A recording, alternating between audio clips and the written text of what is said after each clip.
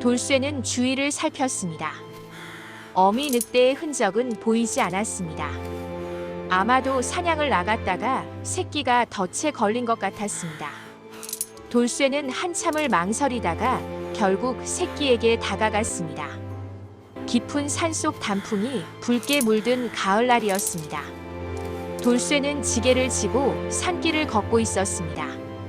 30살이 넘었지만 아직 장가도 못 간 노총각이었지요. 약초를 캐서 장터에 내다 파는 것으로 근근히 살아가고 있었습니다. 돌쇠가 산을 내려가려는데 덤불 사이에서 낮게 신음하는 소리가 들렸습니다. 조심스럽게 다가가 보니 쇠로 된 덫에 앞발이 걸린 새끼 짐승이 있었습니다. 처음에는 살긴가 했는데 자세히 보니 아니었습니다. 뾰족한 귀와 회색 털 그리고 노란 눈동자가 빛났습니다. 늑대였습니다. 돌쇠는 황급히 뒷걸음질 쳤습니다. 새끼가 있으면 어미가 근처에 있을 게 뻔했으니까요. 하지만 새끼 늑대가 끙끙거리며 돌쇠를 쳐다보았습니다. 그 눈빛이 너무 애처로웠습니다.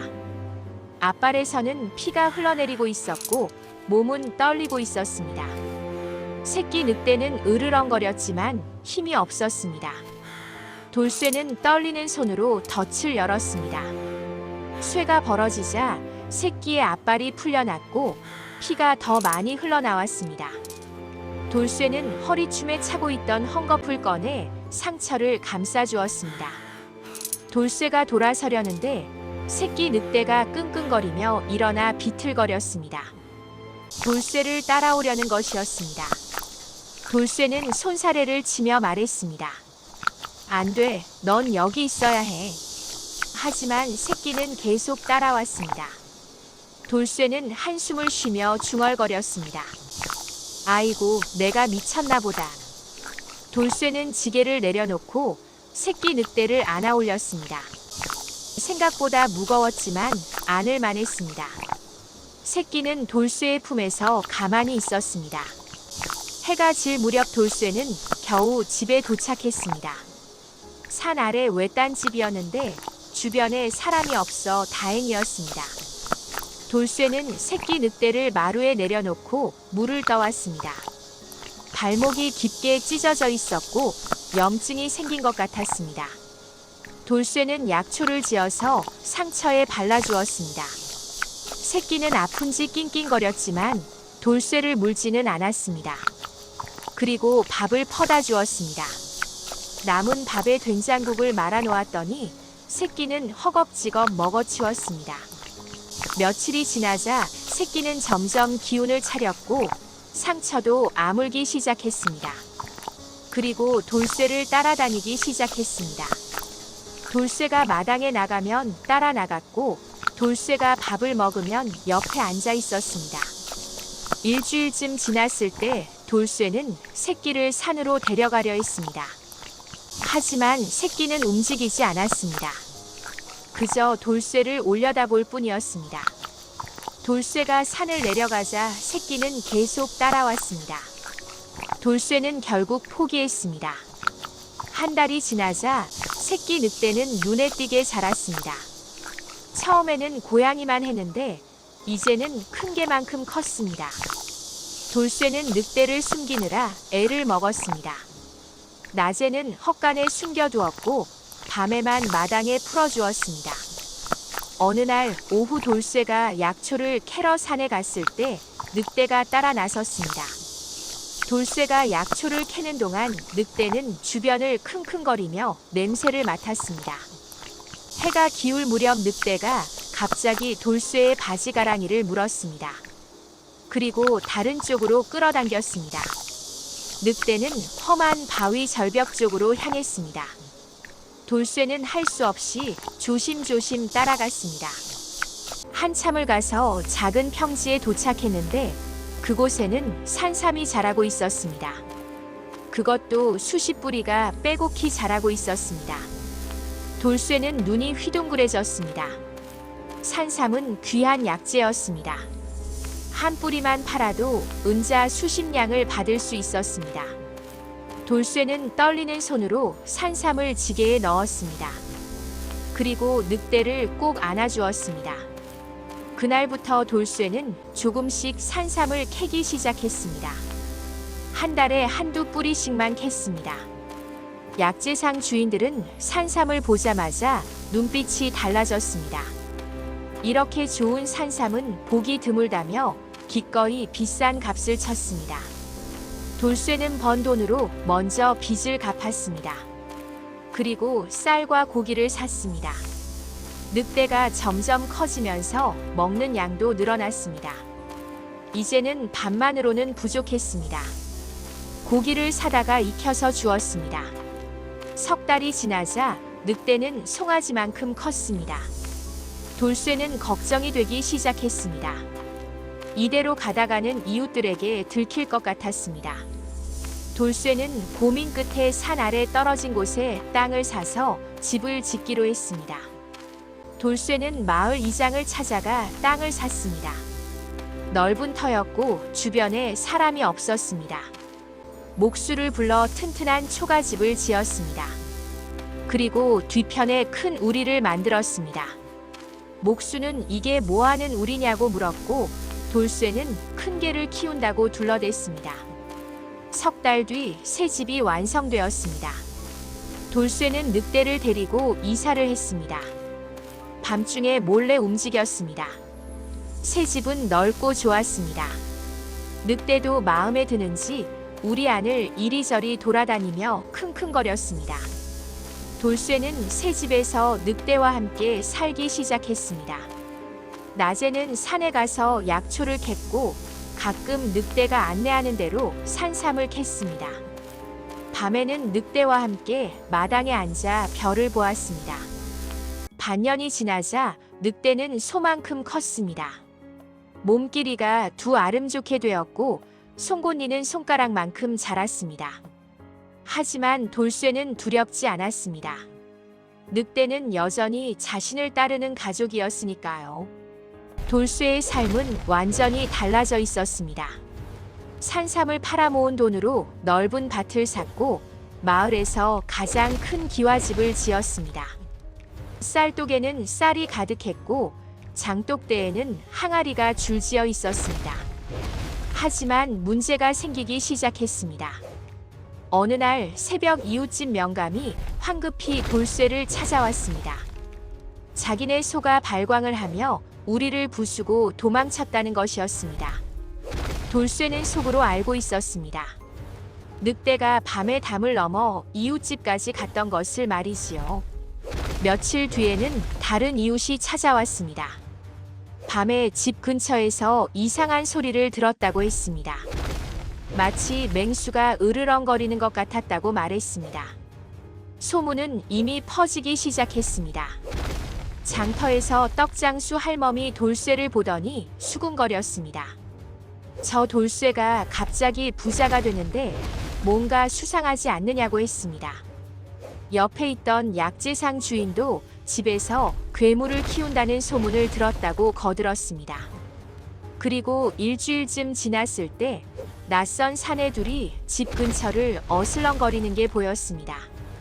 돌쇠는 저들이 관할 사람이라는 걸 직감했습니다. 며칠 뒤 드디어 사태가 벌어졌습니다. 새벽 돌쇠는 발소리에 잠에서 깼습니다. 밖이 소란스러웠습니다. 창문으로 내다보니 횃불을 든 포졸들이 집을 포위하고 있었습니다. 선두에는 말을 탄 사또가 있었습니다. 사또가 큰 소리로 외쳤습니다. 돌쇠 순순히 나와라. 내 놈을 체포하러 왔다. 돌쇠는 황급히 밖으로 나갔습니다. 뒤편 우리에서 늑대가 으르렁거리는 소리가 들렸습니다. 포졸들이 돌쇠를 포승줄로 묶었고 집안을 뒤지기 시작했습니다. 그때 뒤편에서 엄청난 으르렁 소리가 터져 나왔습니다. 땅이 울릴 정도로 큰 소리였습니다. 사또는 포졸들에게 우리를 확인하라고 명령했습니다. 포졸들이 우리 쪽으로 다가갔지만 늑대가 더 크게 으르렁거리자 주춤했습니다. 사또는 일단 돌쇠부터 끌고 가기로 했습니다. 돌쇠는 관아옥에 갇혔습니다. 사흘이 지나고 돌쇠는 신문실로 끌려갔습니다. 사또는 산삼밭 위치를 대라고 다그쳤습니다. 돌쇠가 말하지 않자 매를 때리기 시작했습니다. 10대를 맞고 나서야 곤장이 멈췄습니다. 사또는 다른 질문을 던졌습니다.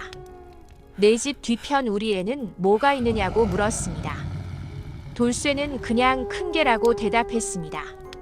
사또는 코웃음을 쳤습니다. 사또의 눈빛이 번뜩였습니다. 내일 다시 가서 확인해 보겠다고 했습니다. 만약 짐승이 나온다면 그 가죽은 자신이 가져가겠다고 선언했습니다. 돌쇠는 필사적으로 소리쳤습니다. 안 됩니다. 제발 그 집에는 가지 마십시오.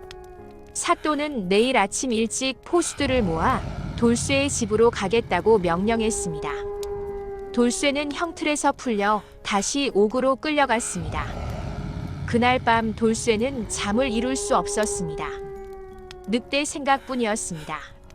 한편 그 시각 돌쇠의 집에서는 늑대가 우리 안에서 안절부절 못하고 있었습니다. 돌쇠가 떠난 지 사흘이 지났는데 돌아오지 않았습니다. 늑대는 본능적으로 알고 있었습니다. 돌쇠에게 위험이 닥쳤다는 것을 말이지요. 동이 트기 시작했습니다. 관아 마당에는 포수들이 모여들었습니다. 사또는 말을 타고 그들 앞에 섰습니다. 한편 돌쇠의 집에서는 늑대가 마침내 움직였습니다. 새벽 첫빛이 들자마자 늑대는 우리 문을 향해 몸을 날렸습니다. 쿵 하는 소리와 함께 문이 박살났습니다. 늑대는 자유의 몸이 되었습니다. 늑대는 코를 벌름거리며 냄새를 맡았습니다. 돌쇠의 냄새를 따라 움직이기 시작했습니다. 관아 쪽으로 말입니다. 사또 일행은 돌쇠의 집에 도착했습니다. 하지만 우리에 도착했을 때 문이 박살나 있는 게 보였습니다. 안은 텅 비어 있었습니다. 포수 하나가 땅을 살피며 발자국이 관아 쪽으로 향한 것 같다고 말했습니다. 사또는 급히 말에 올라탔습니다. 당장 관아로 돌아간다고 외쳤습니다. 하지만 관아에 도착하기 전에 마을 어귀에서 늑대와 마주쳤습니다. 늑대는 길 한가운데 서 있었습니다. 거대한 몸집과 날카로운 눈빛, 입에서는 낮은 으르렁 소리가 새어나왔습니다. 사또가 소리쳤습니다. 저놈이 나라 쏴라. 포수들이 활을 쐈지만 늑대는 재빠르게 피했습니다. 그리고 포수들을 향해 돌진했습니다. 늑대는 사람을 물지는 않았지만 앞발로 후려치며 위협했습니다. 순식간에 아수라장이 되었습니다. 그때 관아에서 포졸들이 달려나왔습니다. 수십 명의 포졸들이 창과 칼을 들고 늑대를 포위했습니다. 늑대는 주춤했지만 물러서지 않았습니다. 여전히 관아 쪽을 향해 있었습니다. 포졸들이 그물을 던졌지만 늑대는 뛰어올라 피했습니다. 그리고 관아 담을 향해 달려갔습니다. 늑대는 3미터가 넘는 담을 단숨에 뛰어넘었습니다. 관아 앞마당으로 떨어졌습니다. 옥에 있던 돌쇠는 쿵 하고 무언가 떨어지는 소리를 들었습니다. 그리고 익숙한 으르렁 소리가 들렸습니다. 돌쇠가 창살로 밖을 내다보니 늑대가 마당에 서 있었습니다. 돌쇠는 소리쳤습니다. 이놈아, 여기야. 늑대는 돌쇠의 목소리를 듣고 옥문 쪽으로 달려왔습니다. 그리고 옥문을 발로 차기 시작했습니다. 쿵쿵 나무 문이 삐걱거리며 금이 갔습니다. 마침내 문이 박살났습니다. 돌쇠는 밖으로 나왔습니다. 늑대는 돌쇠를 보자마자 큰 머리를 돌쇠에게 비볐습니다. 돌쇠는 눈물을 흘리며 늑대를 껴안았습니다. 늑대는 등을 낮추었습니다. 타라는 신호였습니다. 돌쇠는 늑대 등에 올라탔습니다. 그때 포졸들이 마당으로 우르르 들어왔습니다. 사또도 뒤따라 들어왔습니다. 사또는 저놈들을 잡으라고 소리쳤습니다. 하지만 늑대는 이미 움직였습니다. 마당을 가로질러 대문을 향해 달렸습니다.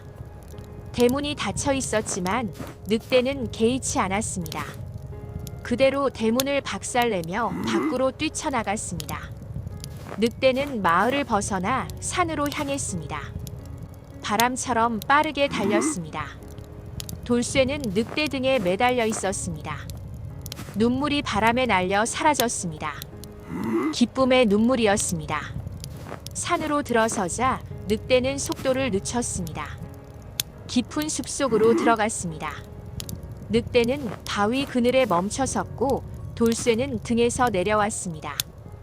돌쇠는 늑대를 껴안으며 말했습니다. 고마워. 날 구해줘서 고마워. 나흘이 지났습니다. 돌쇠와 늑대는 깊은 산속에 숨어 지냈습니다. 하지만 평화는 오래가지 않았습니다. 사흘째 되는 날 오후 돌쇠는 산 아래에서 이상한 소리를 들었습니다. 북소리와 사람들의 고함 소리였습니다. 돌쇠는 바위 위로 올라가 아래를 내려다보았습니다. 산 아래에 수백 명의 사람들이 모여 있었습니다. 광군과 포수들이 산을 포위하고 있었습니다. 선두에는 말을 탄 사또가 있었습니다. 사또는 확성기를 들고 소리쳤습니다. 돌쇠 들리느냐? 오늘이 내 마지막 날이다. 광군들이 움직이기 시작했습니다.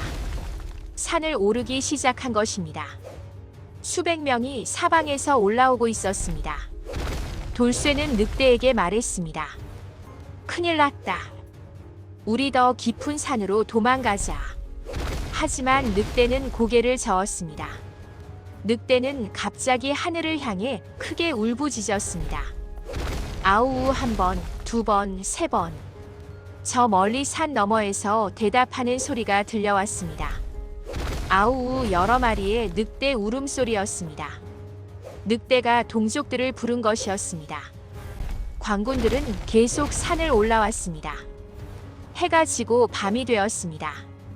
돌쇠와 늑대는 절벽 끝에 몰렸습니다. 앞은 깊은 낭떠러지였고 뒤에서는 횃불을 든 광군들이 다가오고 있었습니다. 사또가 나타났습니다. 드디어 잡았구나. 포수들아, 저 짐승부터 쏴라. 포수들이 활을 겨누었습니다. 화살이 날아왔습니다. 돌쇠는 늑대 앞을 막아섰습니다. 바로 그때였습니다. 어둠 속에서 으르렁거리는 소리가 들려왔습니다. 하나가 아니었습니다. 여럿이었습니다. 광군들이 당황하며 주위를 둘러보았습니다. 어둠 속에서 눈이 빛나기 시작했습니다. 하나, 둘, 셋, 넷 점점 더 많은 눈들이 나타났습니다. 늑대들이었습니다. 5마리의 거대한 늑대들이 돌쇠의 늑대를 중심으로 모여들었습니다. 광군들은 겁에 질렸습니다. 포수들은 활을 떨어뜨렸고 병사들은 뒷걸음질 쳤습니다. 6마리의 늑대가 한꺼번에 나타난 것입니다. 사또는 얼굴이 새하얗게 질렸습니다. 사또가 떨리는 목소리로 소리쳤습니다. 쏘라고 쏘란 말이다. 하지만 아무도 움직이지 않았습니다. 그중 한 명이 활을 버리고 도망치기 시작했습니다. 그러자 다른 사람들도 따라 도망쳤습니다. 순식간에 수십 명이 산을 내려가기 시작했습니다. 늑대들은 쫓아가지 않았습니다. 그저 으르렁거리며 위협할 뿐이었습니다. 사또도 말을 돌려 도망치려 했지만 말이 겁을 먹고 사또를 떨어뜨렸습니다. 돌쇠의 늑대가 천천히 사또에게 다가갔습니다. 사또는 울음을 터뜨렸습니다. 늑대는 사또 앞에 멈춰섰습니다.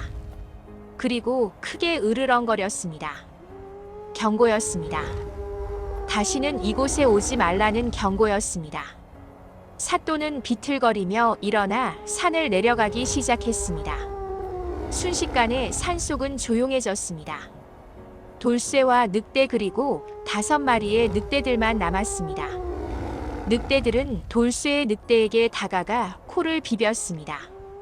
가족이거나 친구인 것 같았습니다.